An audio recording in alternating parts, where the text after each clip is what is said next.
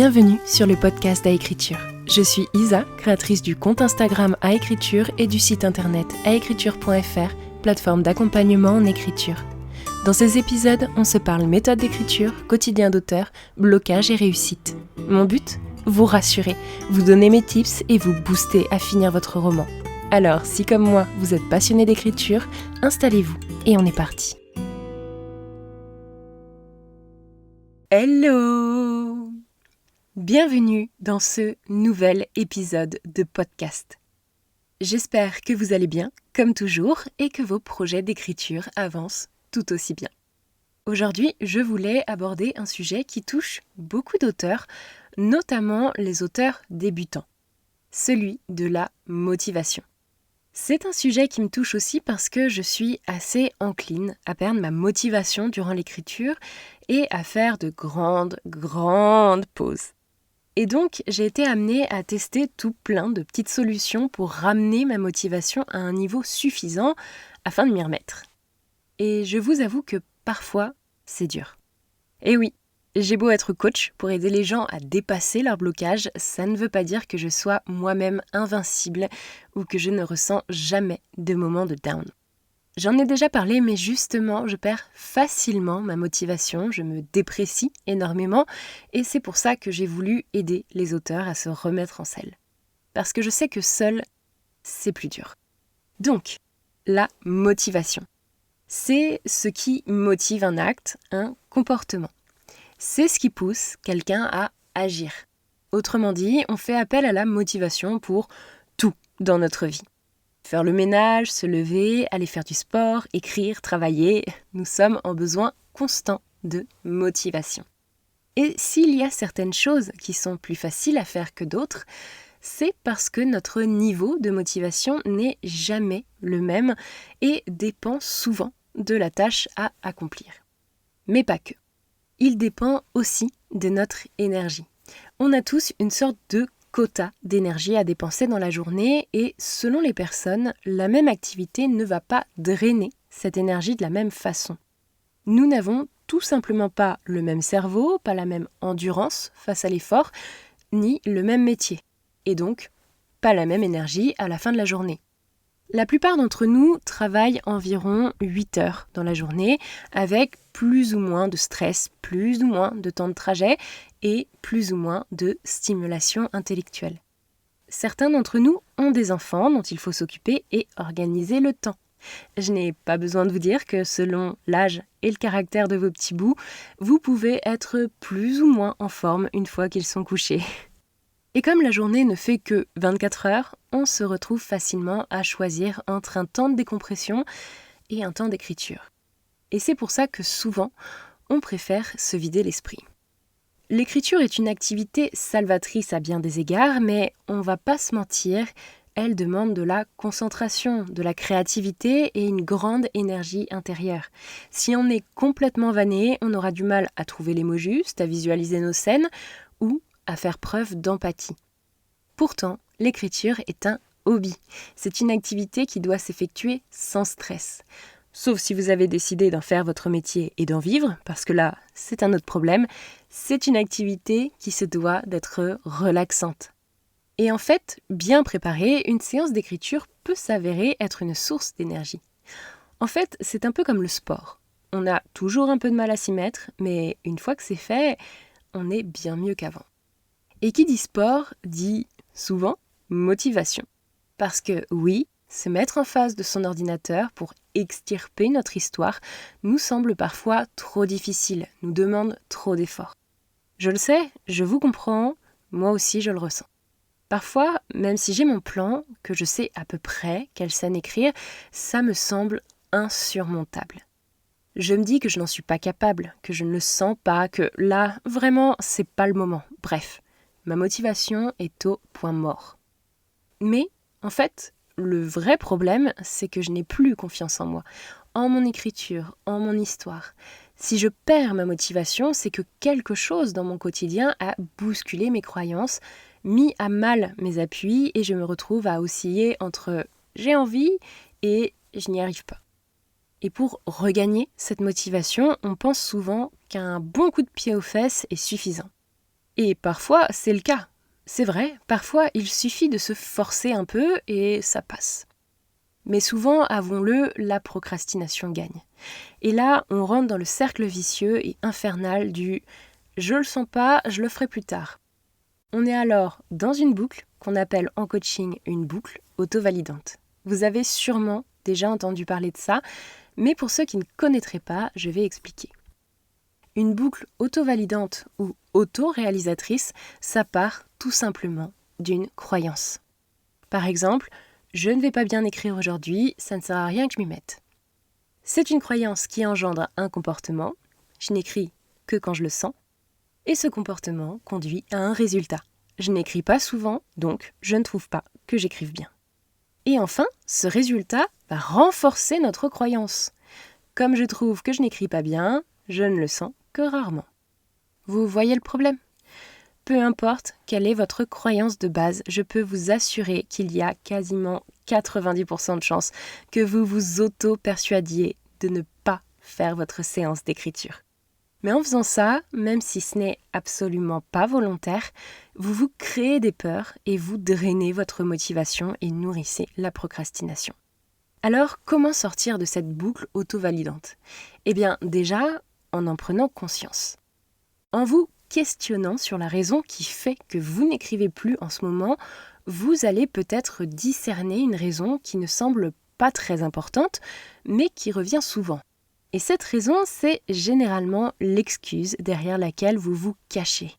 C'est votre croyance. Je ne le sens pas, je manque de temps, je n'ai pas encore trouvé la suite de mon histoire. Cette raison a toujours l'air d'être bonne et fondée sur des faits avérés, alors qu'en fait, elle se base sur des ressentis et des peurs. Elle se dresse entre vous et votre écriture, induisant un comportement de fuite et donc un résultat qui renforce votre croyance. Une fois que vous avez compris ça, j'ai une petite question pour vous.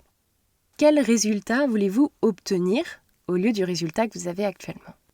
Dans mon exemple, je vous rappelle que la croyance était « je ne vais pas bien écrire aujourd'hui, ça ne sert à rien que je m'y mette », que le comportement était « je n'écris que quand je le sens » et le résultat « je n'écris pas souvent, donc je ne trouve pas que j'écrive bien ». Donc on va se projeter dans un nouveau résultat qui serait par exemple « j'ai bien écrit aujourd'hui ». Bien. Maintenant, pour atteindre ce résultat, que pensez-vous devoir faire ? Faites une liste de tous les comportements qui vous permettraient d'atteindre votre résultat souhaité. Par exemple, renforcer ma plume grâce à des ateliers d'écriture, ne pas repousser une séance d'écriture pour ne pas perdre le rythme, attendre la réécriture pour se focaliser sur le style, préparer ma séance d'écriture afin de plonger dans la rédaction. Et à partir de cette liste, vous allez pouvoir définir un vrai plan d'action afin de prendre confiance dans votre plume, garder un rythme qui vous convient et en même temps qui vous permet de progresser. Voilà, cet exemple est ce qu'il est, il ne correspond pas forcément à la raison qui vous bloque, mais normalement vous devriez avoir un peu mieux compris le principe de la boucle auto-validante. Et à cela, je voudrais ajouter la notion que la croyance, cette notion que vous pensez juste, n'est qu'une pensée, basée sur un ressenti, comme je l'ai dit. Et un ressenti, ce n'est pas la réalité, c'est une interprétation de la réalité. Ce qui vous bloque vient souvent de vous et de votre rapport à l'écriture. Peut-être vous mettez-vous trop de pression, attendez-vous trop de vous-même lors du premier jet, ou vous comparez-vous à des livres finis. Rien de tout ça n'est bon pour votre écriture. Mais ce qui est réjouissant, c'est que votre interprétation, elle peut changer. Et pour ça, on peut venir raisonner nos pensées. Parce que les pensées, on ne les contrôle pas, mais on peut contrôler si on les croit ou non. Je vous encourage donc à questionner votre opinion sur votre texte si vous pensez que votre style est médiocre, à éplucher votre emploi du temps si vous pensez en manquer, ou encore à relativiser un probable contrat d'édition si c'est votre rêve. Parce qu'un manuscrit inachevé ne sera jamais édité. Ça, c'est la seule vérité du métier. Alors, on ne tergiverse pas plus longtemps et on reprend le clavier. Et quoi de mieux pour retrouver sa motivation que de se souvenir de la carotte ? Vous voyez l'âne, la carotte, le bâton, tout ça ? Voilà. Quelle est votre carotte ? Quelle est votre raison d'écrire ? Pourquoi cette histoire vous drive ? Pourquoi, selon vous, devrait-elle être écrite ? Cette raison, à ne pas confondre avec la croyance d'avant, attention, vous devez la garder toujours visible quelque part. En cas de coup de mou, elle va faire appel à votre moi profond, à une valeur qui vous est chère, à une énergie tout au fond de vous qui va titiller votre motivation et la raviver. Mais pour que ça marche, il faut en trouver une qui vous touche profondément. Et je vous préviens, la publication de votre histoire n'est pas une raison valable. Je veux que vous alliez chercher plus loin. Pourquoi être publié ?